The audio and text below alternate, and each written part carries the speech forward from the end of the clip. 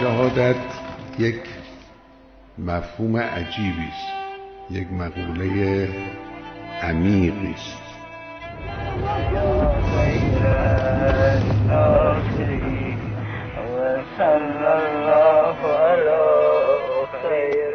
هر شهیدی یک نماده، فرقم نمیکنه که این شهید باسواد باشه، بی سواد باشه، کم سن باشه. نفس این که یک انگیزه‌ای در کسی به وجود بیاد که برای دفاع از حق حاضر باشه جان خودش رو کف دست بگیره و بیاد تو میدان، این خیلی چیز با ارزش.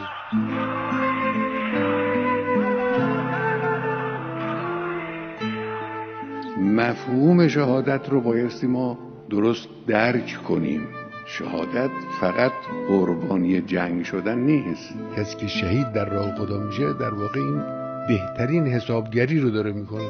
تعبیر معروف روغن ریخته نظر امامزاده. خب ما این روغن ریخته است دیگه، این که موندنی که نیست. این آدم نظر امامزاده بکنه خیلی خیلی با ارزشه، خیلی زرنگی میخواد.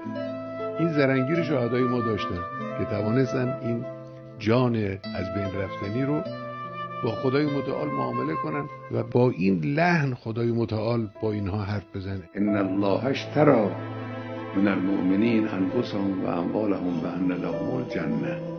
یعنی جان خودشو داره با خدا معامله میکنه.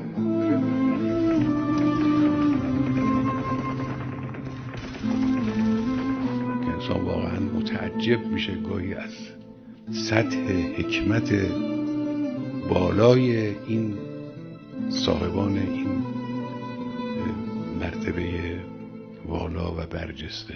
وقتی حالاتش رو انسان ملاحظه میکنه، شرح حالش رو میخونه، اگر با دقت نوشته شده باشه میبینه بله شانه های این خصوص برجستگی در حالات او، در حرکات او، در اظهارات او وجود داره.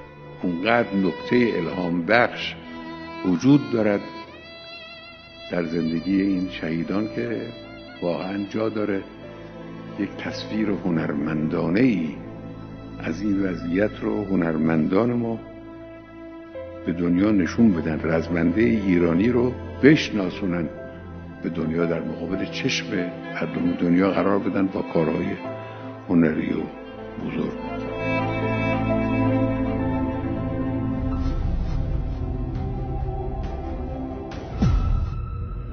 اینجا مرکز مقاومت هست.